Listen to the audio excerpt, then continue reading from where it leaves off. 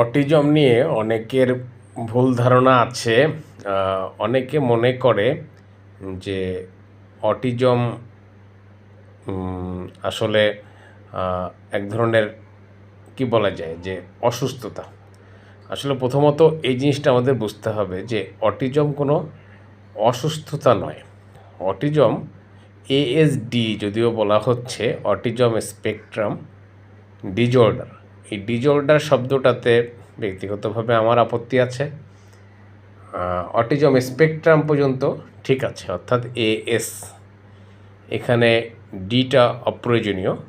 তো আমার মনে হয় আমাদেরকে নতুন করে ভাবতে হবে এর সংজ্ঞায়ন নিয়ে, অর্থাৎ ASD নয়, AS, autism spectrum, not disorder. হ্যাঁ, কেন ডিজঅর্ডার নয়? দেখুন, আমরা যাদেরকে স্বাভাবিক মানুষ বলছি এরাও কিন্তু স্বাভাবিক নয়। প্রত্যেকের মধ্যে অটিজম স্পেকট্রাম আছে। অটিজমটা অর্থাৎ কতটুকু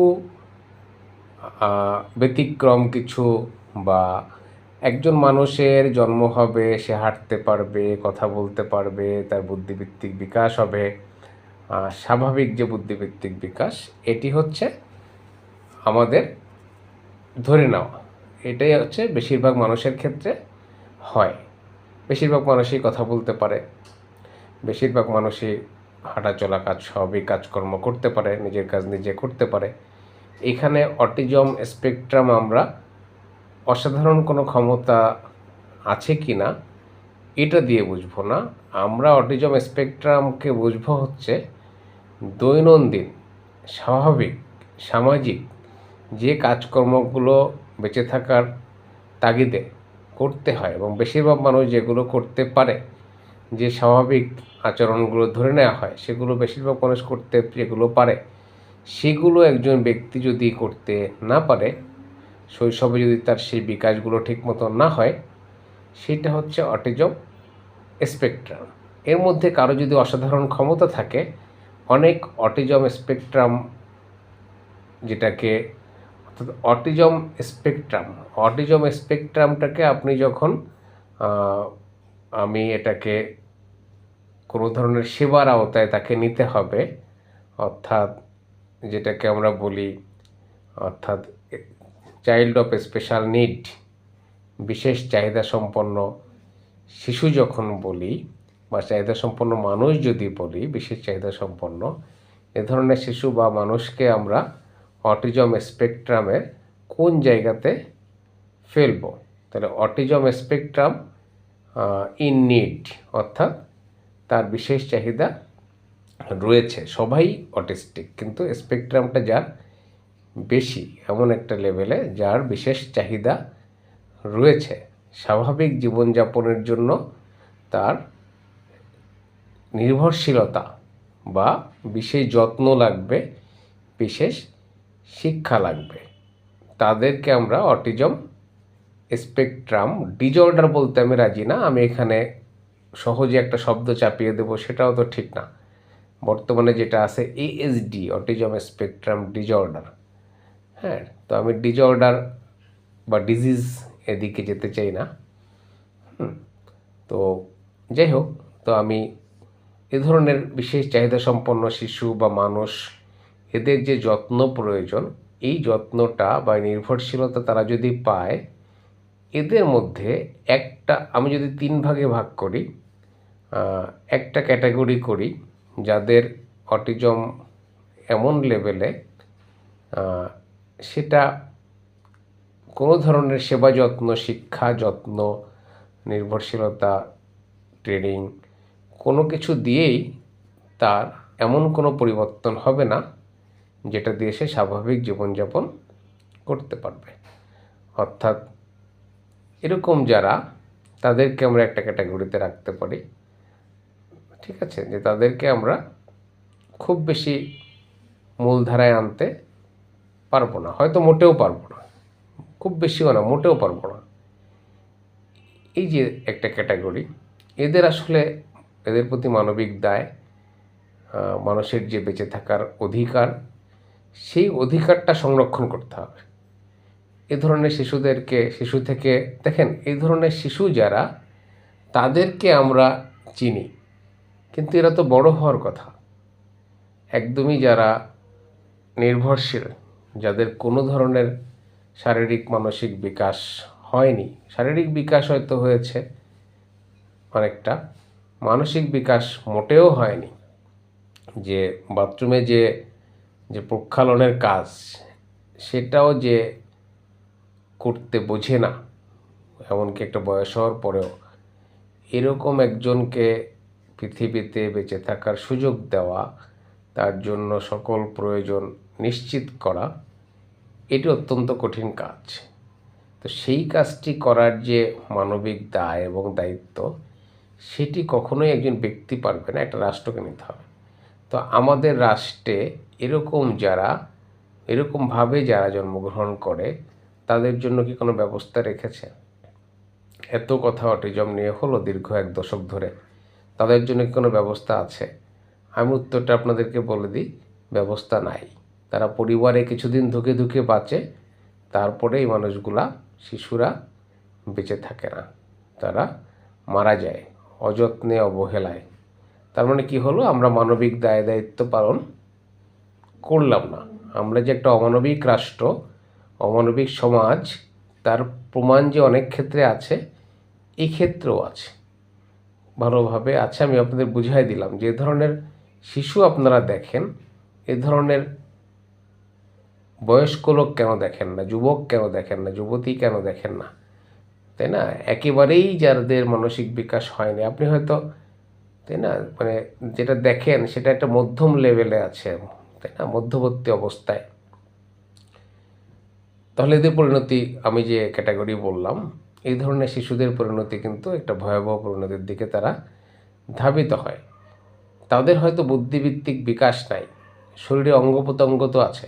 আমি একটা ভয়ানক তথ্য আপনাদেরকে দিই, এই যে পৃথিবীতে মানুষের কিডনি দরকার হয়, লিভার প্রতিস্থাপনের জন্য লিভার দরকার হয়, চোখ দরকার হয়, এই যে অর্গ্যান ট্রান্সপ্লান্ট হয়, আমি খুব দুঃখের সাথে এই তথ্যটা আপনাদেরকে দিই, পৃথিবীতে এই ধরনের অনুন্নত দেশ, যে দেশগুলোতে আইন শৃঙ্খলা এবং মানবাধিকার যথেষ্টভাবে কার্যকর না, এ ধরনের দেশে এই ধরনের শিশুরা বা একটু যারা বড়, তারা একটা ভয়াবহতার শিকার হয়। এদের আমি আর বলতে চাই না, আপনারা বুঝতে পারতেছেন আমি কি বলতে চাচ্ছি, ঠিক আছে? তো এরপরে আসি, যাদের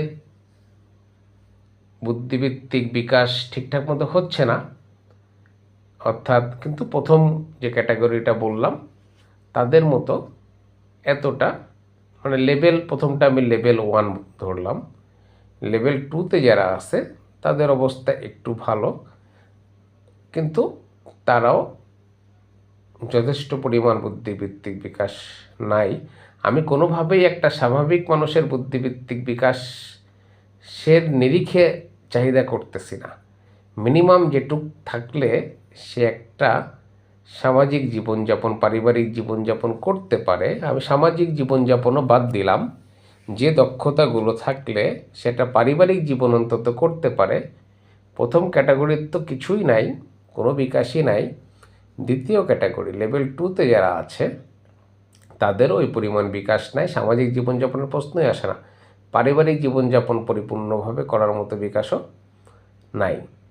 এই লেভেল 2কে নিয়ে পরিচর্যার সুযোগ আছে, তাদেরকে ততখানি সামাজিকীকরণ হয়তো করা যাবে না, কিন্তু এক ধরনের পারিবারিক জীবনযাপন করার মতো দক্ষতার দিকে টেনে আনা সম্ভব।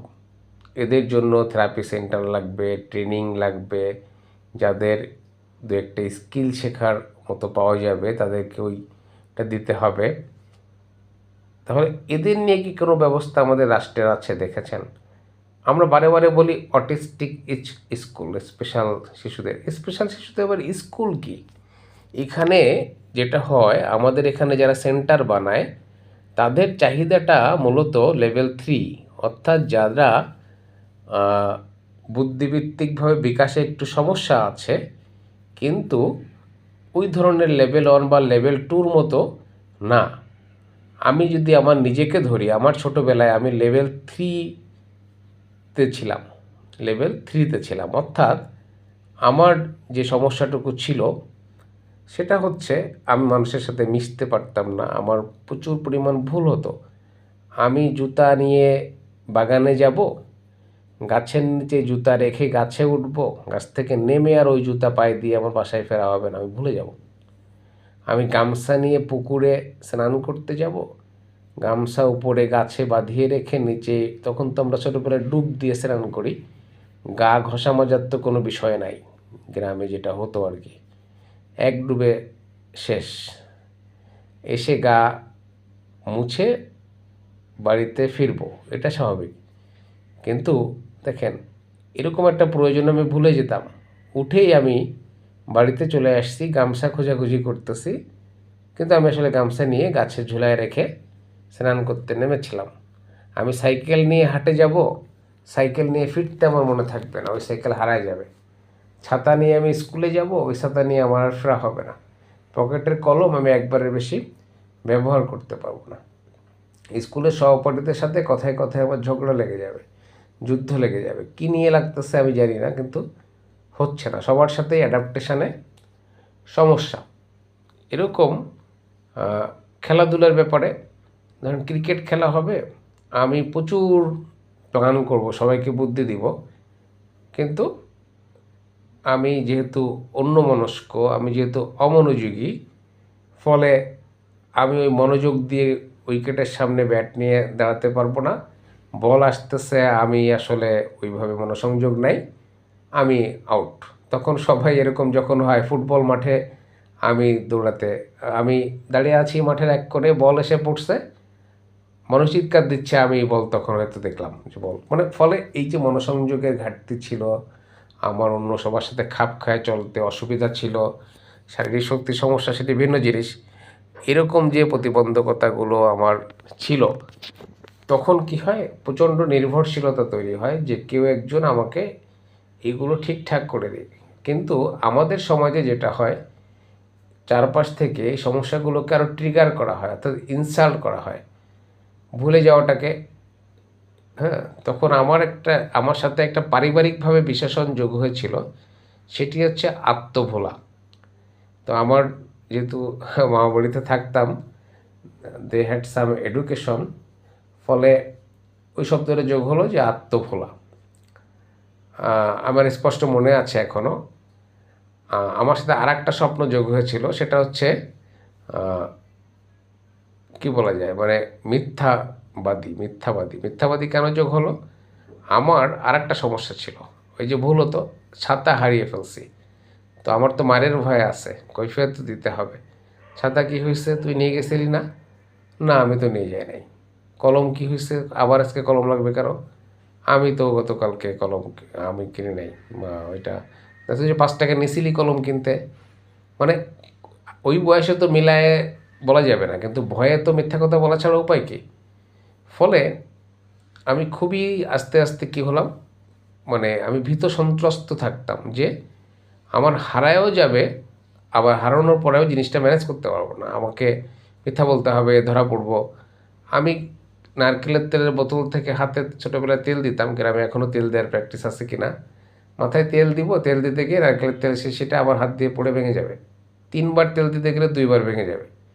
এরকম পরিস্থিতিতে আমি ভেঙে যাওয়া আটকাইতে পারতেছি না, আবার সত্য বলতে পারতেছি না, ঢাহা মিথ্যা কথা বলতাম, না আমি ভাঙি নাই। মানে খুনি তো শেষ মুহূর্তেও বাঁচার চেষ্টা করে যে আমি খুন করি নাই।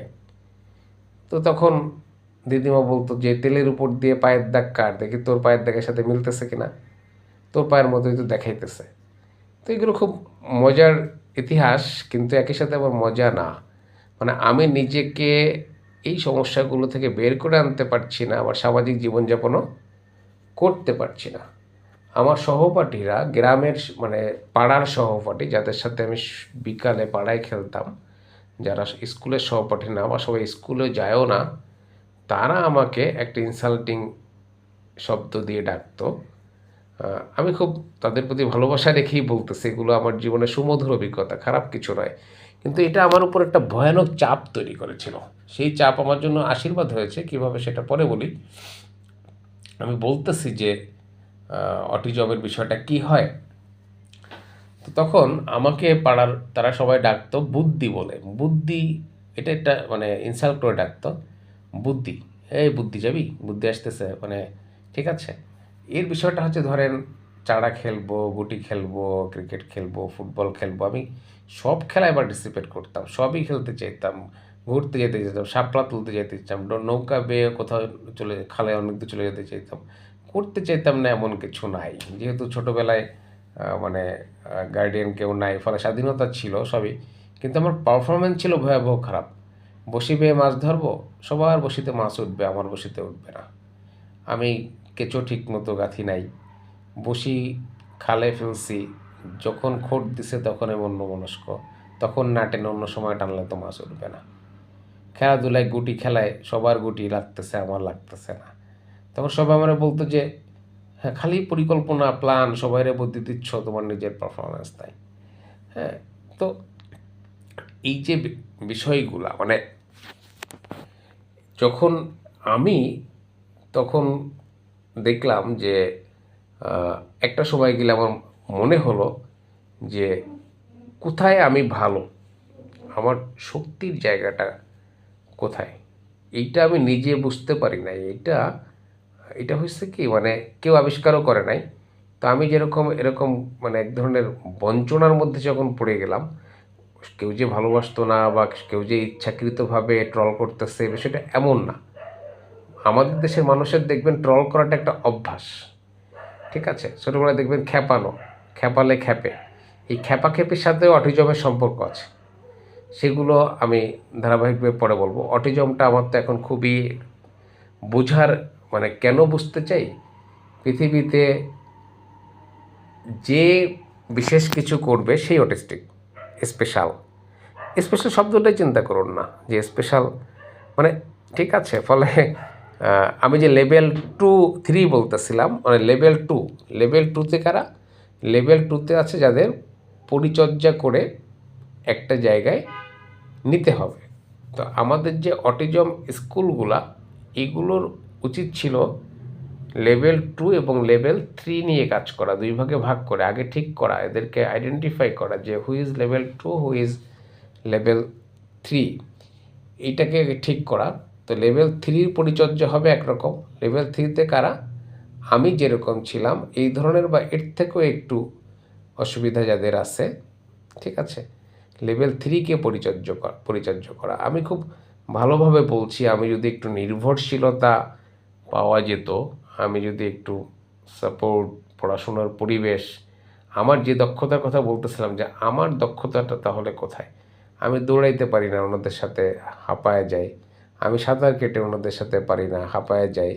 আমি খেলাধুলা, আউটডোর খেলাধুলায় পারি না, তাই না, আমি সব কিছু ভুলে যাই। মানে এত অসুবিধার মাঝে দেখেন আমি কিন্তু একটা ফেলনা মানুষ হওয়ার কথা ছিল, মানে ঠিক আছে। তখন আমি হঠাৎ করে আবিষ্কার করলাম যে একটা জায়গায় মানুষ আমার প্রশংসা করে। মানে দেখেন একটা মানুষ যার 99টা হচ্ছে দোষ, 99টা দোষ, 99 জায়গায় আমি বঞ্চনার শিকার হই, অপমানের শিকার হই, ঠিক আছে। একটা জায়গায়, শুধুমাত্র একটা জায়গায় মানুষ আমার প্রশংসা করে, ওই একটা জায়গা আমাকে আমার মাথার মধ্যে নক করলো। আমি দেখলাম যে ফ্যামিলিতে আমাকে সব কিছুতে আমি খারাপ, পড়াশোনায় ভালো, এই কথাটা আমি শুনতে পাই। আমি যে পড়ি তা কিন্তু না, আমি কিন্তু ঘুরে ফিরে বাউন্ডুলে, ঠিক আছে। কিন্তু আমি যখন শুনতেছি এই কথাটা মাঠে ঘাটে, আমি দেখলাম যে আমি খেলাধুলা পারতেছি না, আমি 11 জনের দলে চান্স পাওয়ার যোগ্য না, তারপরেও আমাকে 11 জনের দলে নিচ্ছে কেন, তাদের দিক থেকে এই স্যাক্রিফাইসটা কেন করতেছে। তখন দেখলাম যে তাদের চক্ষু লজ্জার জায়গাটা হচ্ছে ও পড়াশোনায় ভালো, ওকে না নিলে তো কেমন হয়ে যায় বিষয়টা। মানে তখন আমি বুঝলাম, আবার দেখলাম যে আমি আউটডোর খেলাধুলায় ভালো পারতেছি না, কিন্তু দাবা খেলতে বসলে মাঝে মাঝে আমি জিতে যেতেছি, মনোসংযোগের ঘাটতি থাকা সত্ত্বেও প্ল্যানিং দিয়ে জিতে যেতেছি। তো দেখলাম যে না, প্ল্যানিংয়ের গুরুত্ব তাহলে কোথায় আছে। আমি প্ল্যান করে আমি যেখানে ফিজিক্যাল স্কিল বেশি লাগে সেটাতে পারতেছি না, কিন্তু প্ল্যান করে যেখানে পুরোপুরি মেন্টাল স্কিল মানে নির্ভর, সেখানে প্ল্যানিংটা আবার অনেক ক্ষেত্রে কাজে দিচ্ছে। তো যাই হোক, ওটা ধর্তব্যের না। তো আমি তখন একটা বিষয় পরিষ্কার হলাম যে আমার দক্ষতার জায়গা হচ্ছে পড়াশোনা। ঠিক আছে, তো এটা যে আমি চর্চা করতে পারছি তা না, কিন্তু আমার আত্মবিশ্বাসটা তখন বাড়লো যে ঠিক আছে। তো এইটা আমি যে তখন সচেতনভাবে বুঝতে পারছি তাও না, এই অবচেতনে বোঝাটা সচেতন রূপ পাইছে হয়েছে এসএসসি পাস করার পরে। খারাপ স্টুডেন্ট আমি, মানে ইন্টারে পাইলাম আমি। দেখেন, আমি এমন একটা মানুষ, অঙ্কে 100ও পাইছি, 33ও পাইছি, মানে বিষয়টা ভয়ানক না? আমি প্রায় 5 থেকে ক্লাস 6-এ ওঠার সময় অঙ্কে পেলাম 33, আবার সেই আমি অঙ্কে লেটারও পাচ্ছি, 100ও পাচ্ছি। হ্যাঁ, তো ফলে আমি দেখলাম কি যে আমি একবার কি করলাম যে খাতায় উপপাদ্যের এক্সট্রা, মানে যেগুলো আপনি ইসে আছে, অনুশীলনীতে আছে, যেটা গাইড বইতে পাওয়া যাবে অথবা টিচার করে দিলে সেটা টুকে রাখতে হবে, পরীক্ষা আসলে লিখতে হবে। তো পরীক্ষায় একটা উপপাদ্যের এক্সট্রা আসছে ক্লাস 8-এ বা 9-এ, তো আমার ওটা কমন পড়ে নাই। তো আমি আমার মতো করে যুক্তি দিয়ে ওইটা একটা কনক্লুশনে পৌঁছালাম। আমি যে নম্বর পাবো এই প্রত্যাশা করি নাই, আমার মনে হয়েছে যে এই যুক্তিটা এখানে খাটে। আমি পড়ি নাই ঠিক আছে, যুক্তিটা খাটে। তা আমি যখন 4-এর মধ্যে 2 পাইলাম, যখন খাতা দিল, তখন আমি বুঝলাম যে না, আমার বোধহয় মানে পড়াশোনাটা নিয়ে আরেকটু ঘাটাঘাটি করা উচিত। তারপরেও আমি, কিন্তু হইল না। ওই যে গাছে উঠতে হবে, পাকা গাব পাড়ে খাইতে হবে, আম খাইতে হবে, লিচু খাইতে হবে, সবেদা খাইতে হবে, খেলতে যেতে হবে, বল কিনতে হবে, মানে তক্তা কাইটে কাইটে, কাঠ কাইটে কাইটে, বিশাল একটা গাছ কাইটে, মানে ছোট একটা মানুষ যদি তাও দিয়ে একটা ব্যাট বানাইতে চায় তাহলে কীরকম কতদিন লাগবে? তো আমরা তো একদম অজপাড়া গায়ের মানুষ, গ্রামের মানুষ, খুবই মামা বাড়ি তখন খুবই, হ্যাঁ, আমাদের তো ছিন্নমূল, ওনাদের অবস্থা খুব ভালো না। তো তো আমি যখন টেস্ট পরীক্ষা খারাপ হলো, সব এসএসসি পরীক্ষায় যখন আচমকা একটা ভালো রেজাল্ট, তখন আমি বুঝলাম যে এটা হচ্ছে আমার আমার জায়গা, এটা হচ্ছে আমার জায়গা। সেই জায়গায় আমি কিন্তু কোনোদিনই পৌঁছাতে পারি নাই। কেন পারি না সেটার বহুবিধ আলোচনা, কিন্তু আমি নিজেকে ধরে রাখতে পেরেছি শুধুমাত্র সেই দক্ষতার উপর ভর করে, এবং সেই আবিষ্কারটা আমাকে কেউ করে দেয় নাই। আমি বুঝতে পেরেছি যে মানুষ কোথায় আমাকে পিক করতেছে। ঠিক আছে, তাহলে বিষয়টা দেখেন, আমি যদি ওইরকম একটা দেশের হইতাম, বা আমি যদি বাংলাদেশে ওরকম একটা পরিচর্যার মধ্যে পড়তাম যে তাকে একটা এরকম বিশেষায়িত পরিচর্যা দরকার, তার যে সমস্যাগুলো হচ্ছে এইগুলা ইনসাল্ট করার বিষয় না, এগুলোকে ম্যানেজ করার বিষয় বা তাকে বোঝার বিষয়। মানে আমি মানে কি থাউজেন্ডস অফ আমি, তাই না? তাহলে এই যে লেভেল 3, এই যে সম্ভাবনাময় যারা অটিস্টিক, তাদের জন্য হওয়া দরকার ছিল স্কুল। ঠিক আছে, অথবা মূলধারার স্কুলের মধ্যেই বিশেষ কেয়ার। কিন্তু সব কিছুর নাম তো স্কুল হলে চলবে না। লেভেল 2-তে যারা, তাদের জন্য দরকার থেরাপি সেন্টার, যাদেরকে আমরা মিনিমাম পারিবারিক জীবনযাপন এবং অংশত সামাজিক জীবনযাপনের সুযোগ দিতে পারি। ভালো কেয়ার পেলে তারা লেভেল আপ করবে, কেউ কেউ লেভেল 2 থেকে লেভেল 3-তে চলে যাবে, সেখানে গিয়ে পারফর্মার হবে। আর লেভেল 3 তো পারফর্মার, তাদের শুধুমাত্র কেয়ারটা দরকার, তাই না? তাহলে আমাদের দেশে অটিজম নিয়ে যে কাজ হয় সেটা খুবই অবিন্যস্ত, বিশৃঙ্খল, অবৈজ্ঞানিক। ঠিক আছে, অর্থের সমস্যাটাই এখানে শেষ কথা নয়। তাহলে আমি লেভেল 1 কি বললাম? লেভেল 1-কে আমার মানবিক দায় থেকে বাঁচিয়ে রাখতে হবে।